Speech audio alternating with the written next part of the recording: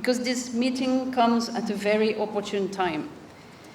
The world, as you know, is preparing to celebrate and commemorate the 30th anniversary of the Convention on the Rights of the Child. And as you all know, I hope, Ghana was the first country in the world to ratify this convention. So a big clap for Ghana. And in fact, later this week, we will also celebrate the 40th anniversary of the Department of Children, which was established 10 years before the Convention on the Rights of the Child was adopted. So there are many reasons this week to celebrate.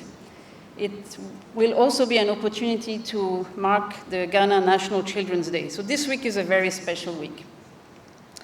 Over the next 2 days, both the duty bearers and rights holders will have an opportunity to review progress and to make suggestions as we move forward.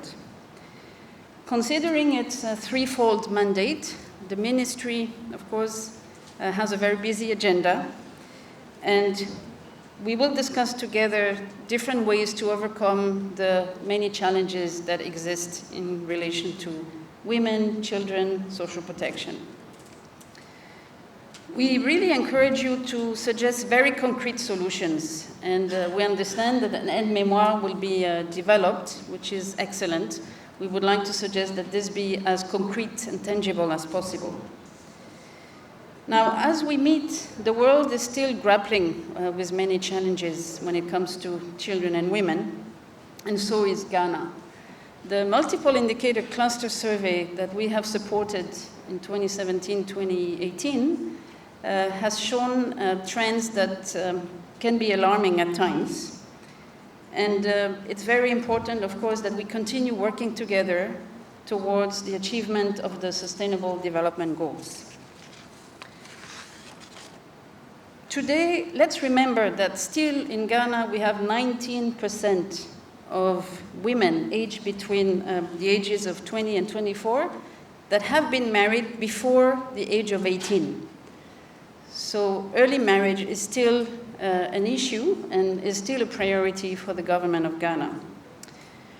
Recently, about a month and a half ago, I traveled to the Greater Accra region, and I had many opportunities to interact with teenage girls. And every time I feel sad that so many girls get pregnant even before the age of 16. And most of the time, these girls, they just have to drop out of school. They stop studying. They are usually not supported. They're supported by some family members if the members can do so. But many of them are left to themselves, selling bread, selling vegetables on the market, and they don't have a future anymore. Interestingly, welcome, Honorable. Interestingly, also we have learned that the men who have a relationship with these young girls below the age of 16 are aged between 20 and 30 years old.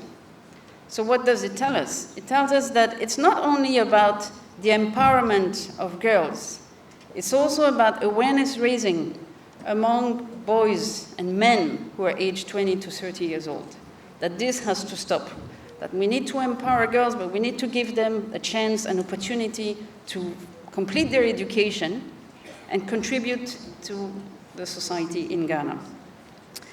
Similarly, I'd like to mention that we hear of too many cases of child neglect when fathers fail to pay what we call the maintenance. Too many cases are still pending. This is when husbands leave their wives and children and don't support their living expenses anymore. This also has to change. It's about attitudes, practices, but it's about responsibilities of men to support children and the wives. Attitudes are also very relevant when it comes to violence and abuse against children. Worryingly, 94% of children aged between 1 and 14 years old have experienced some forms of violent discipline.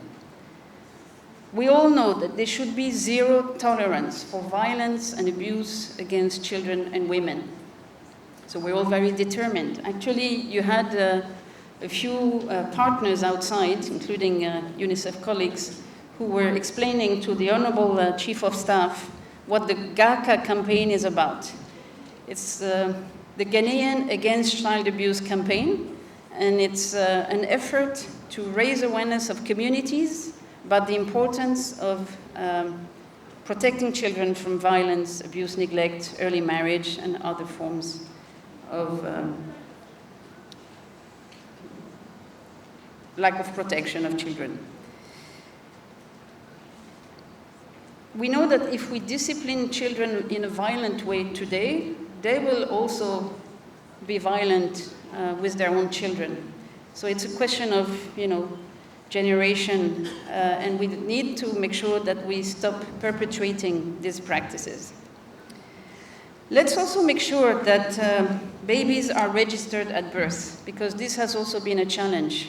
To protect children, to give them an identity, and make sure that they're not trafficked, and to be able to trace them if they are trafficked or exploited in the agriculture or other industries, we need to make sure that they're registered at birth. So there's also a lot more that has to be done in that respect. In addition, let's tackle discrimination seriously, especially in relation to children with special needs. We have heard so many stories of babies that are born with a handicap, with a special need, and that are neglected, if not killed, under pressure by the communities, the religious leaders even. This also has to stop.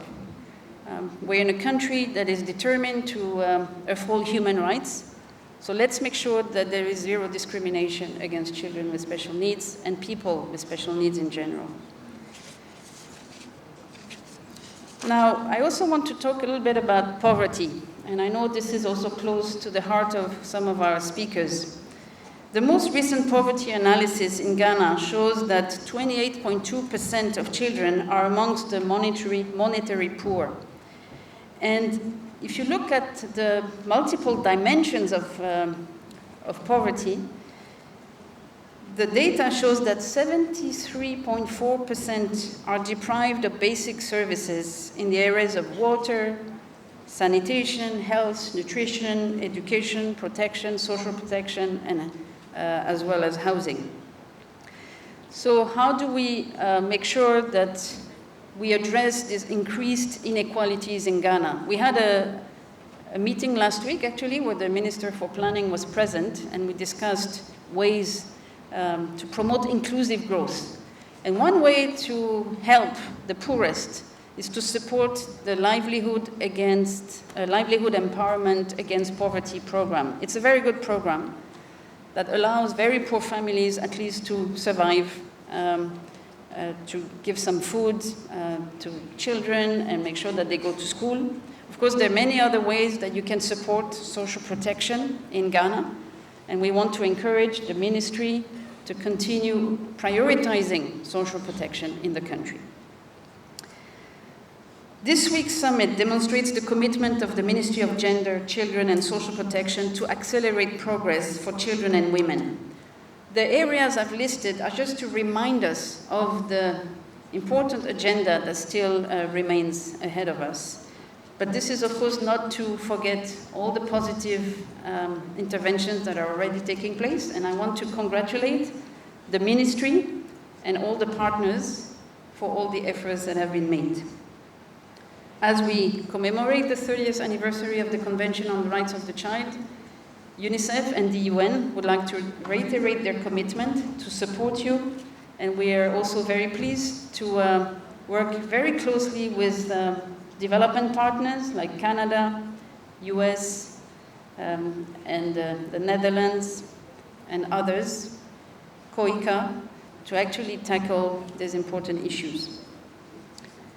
UNICEF looks forward to a very productive and fruitful workshop, and we wish you very fruitful discussions in developing a very concrete aide-mémoire. Thank you.